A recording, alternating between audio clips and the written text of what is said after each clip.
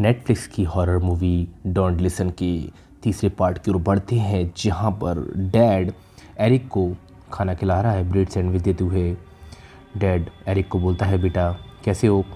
वो कहता है, मम्मी मेरे से दुखी तो नहीं है, नाराज़ तो नहीं है। उसके लिए एक वर्ड आता है मैड एट मी, जो मैं पहले भी बता चुका हूँ। मैड एट का मतलब होता है किसी पर गुस्सा होना दोस्तों, ये है ना।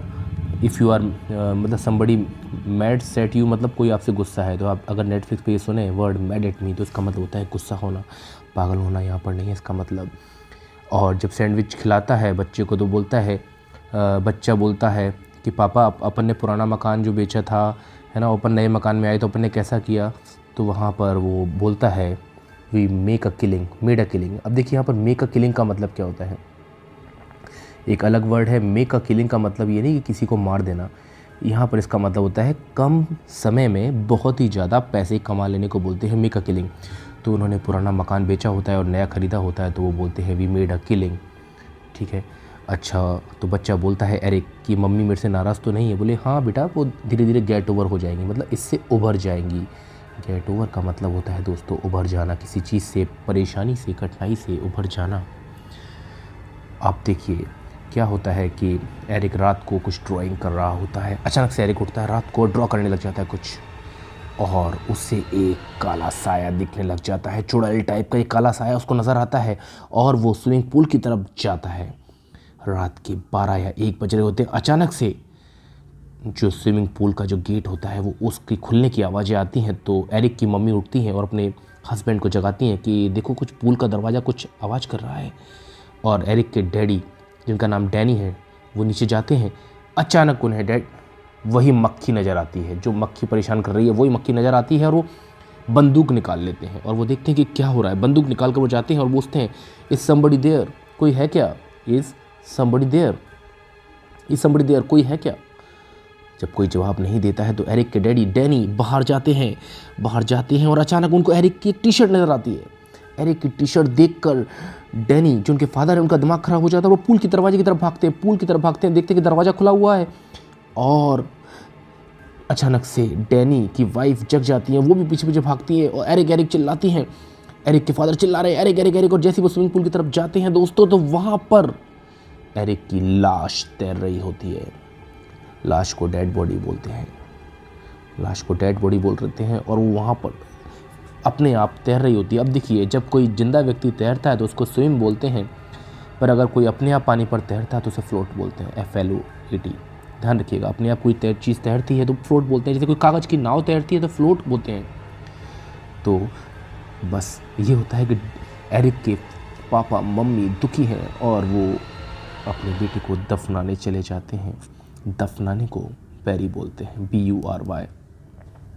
और वो उसकी कब्र पर मट्टी डाल देते हैं। दोनों बहुत दुखी हैं। एरिक की मम्मी बाथरूम में जाती हैं और बैठ जाती हैं, रोने लग जाती हैं। एरिक के फादर भी डिस्टर्ब हो चुके हैं। अगली सुबह या कुछ दिन बाद एरिक की मम्मी अपने मम्मी पापा के यहाँ चली जाती है और वो अपने हस्बैंड को बोलती है कि तुम साथ में नहीं आ रहे? तो उसने कहा नहीं, मुझे काफ़ी चीज़ों को निपटाना है, काफ़ी चीज़ों को निपटाना है ना। और वो मुझसे बच नहीं सकता, वो ऐसा बोलते हैं। गेट अवे, गेट अवे का मतलब होता है बच निकलना, एस्केप। अब वो किसकी बात कर रहे हैं अभी पता नहीं है दोस्तों।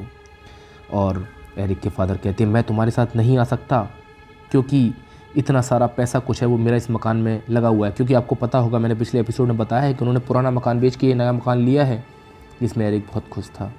और वो थोड़ा रूडली बात करते हैं अपनी वाइफ से। उनकी वाइफ अपने मम्मी पापा के यहाँ चली जाती है और एरिक के फादर डैनी टीवी के सामने बैठे हैं और अपनी सोफ़े के सामने, है ना, टीवी के सामने सोफ़े पर बैठे हैं और फिर पुरानी यादें ताज़ा कर रहे हैं, जिसमें एरिक अपनी मम्मी के साथ, एरिक की मम्मी अपने बेटे की आंख पर उंगली रखती है और कहती है, देखो बेटा क्या सरप्राइज़ है तुम्हारे लिए। एरिक चिल्लाता है, wow that's a good house, कितना अच्छा घर है, कितना बड़ा घर है। मम्मी ये मेरा कमरा है। हाँ बेटा ये तुम्हारा कमरा है। मम्मी इसमें पूल भी है, मैं पूल में नहाने जाऊँ?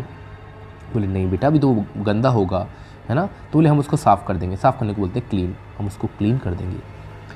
और ये जब वो टीवी पर देख रहा होता है, पुरानी रिकॉर्डिंग देख रहा होता है, अचानक से कुछ आवाज़ आती है। वो पीछे मुड़ के देखता है, कोई दिखता नहीं है वो। और यहाँ पर एरिक बोलता है कि मम्मी मेरे पास बहुत सारी ड्राइंग है, क्या मैं उनको टांग सकता हूँ? टांगने को हैंगअप बोलते हैं दोस्तों, टांगने को बोलते हैं हैंगअप, है ना। क्या मैं अपनी ड्राइंग को हैंगअप कर सकता हूँ? और अब डैनी जो हैं एरिक के फादर सोफे पर बैठे हुए हैं, वो रिमोट लेते हैं और वो जो वीडियो है उसको स्विच ऑफ कर देते हैं। स्विच ऑफ का मतलब होता है बंद कर देना कुछ, उसको बंद कर देते हैं। और जब वो पीछे जाते हैं तो अचानक कुछ आवाज़ें आती हैं उनको, कुछ अजीब सी आवाज़ें आती हैं और अचानक से टीवी अपने आप चालू हो जाता है। वो फिर जाते हैं वहाँ पर और देखते हैं, अचानक से कुछ आवाज़ सुनाई देती है उनको। अब जो डैनी है वो अपनी वाइफ को वॉइस रिकॉर्डिंग पे भेजते हैं व्हाट्सएप पे शायद, कि देखो मैंने आज सुबह तुम्हारे साथ बहुत गंदा बर्ताव किया। बर्ताव करने को एक्ट बोलते हैं, है ना। मैंने तुम्हारे साथ रूडली बिहेव किया, एक्ट किया, बहुत रूडली एक्ट किया, प्लीज़ मुझे माफ़ करना, है ना, मैं तुमसे बात करता हूँ। और इतना करने के बाद जब वो वॉकी टॉकी के पास जाते हैं तो कुछ आवाज़ आती है, पर वो कुछ समझ नहीं पाते हैं और सोने चले जाते हैं। अगली सुबह डैनी जो एरिक के फादर थे सो रहे हैं और अचानक सो के उठते हैं। अचानक से फ़ोन वाइब्रेट करता है, यहाँ पर फ़ोन रखा होता है, फ़ोन वाइब्रेट कर रहा था। वो उनकी नींद खुल जाती है और जब वो देखते हैं उनकी वाइफ का मैसेज आया हुआ है कि आर यू ऑल राइट। तो कहता है कि जब फ़ोन लगाता है कहता है हाँ मैं ठीक हूँ। बोले क्यों? बोले तुमने कल एक मैसेज भेजा था। बोले हाँ मैंने वॉइस रिकॉर्डिंग भेजी थी। बोले उसमें कुछ वियर्ड आवाज़ें थी, उसमें वियर्ड वॉइस थी। वियर्ड का मतलब होता है स्ट्रेंज, अजीब, जो समझ से परे हैं। वियर्ड वॉइस थी, है ना। उसमें चीख थी, स्क्रीम थी। स्क्रीम यानी होता है चीखना दोस्तों, स्क्रीम, चीख को भी बोलते हैं स्क्रीम। कुछ वियर्ड वॉइस से सुनाई दे रही थी। तुमने जो मैसेज भेजा था मैं डर गई। स्केयर यानी होता है डराना दोस्तों, स्केयर, आई एम स्केयर्ड, मैं डरी हुई हूँ। क्या था वो? अचानक से जो डैनी होते हैं वो कहते हैं मैं बाद में बात करता हूँ। और अचानक से वो अपना जो मैसेज था उसको, जो उन्होंने अपनी वाइफ को भेजा था, जिसके बारे में इसकी वाइफ बात कर रही हैं, वो दोबारा से सुनते हैं। उसमें आवाज़ आती है कि मैंने बड़ा बुरा बर्ताव किया, और उसके बाद उनकी आवाज़ चली जाती है और उसमें कुछ अजीब सी आवाज़ आती है। अचानक से डैनी जो एरिक के फादर हैं एक मशीन उठाते हैं, उसमें अपना मोबाइल फ़ोन लगाते हैं और बैठ जाते हैं, उसको सुनने की कोशिश करते हैं, फ्रीक्वेंसी को बढ़ाते हैं। यहाँ तक आवाज़ आती है मैंने बुरा बर्ताव किया था, और अचानक से एक आवाज़ आती है डैड हेल्प मी। आगे के एपिसोड में मिलेंगे 4th पार्ट। वेट करिएगा दोस्तों और सब्सक्राइब कीजिएगा। 3rd पार्ट यहाँ पर एंड होता है।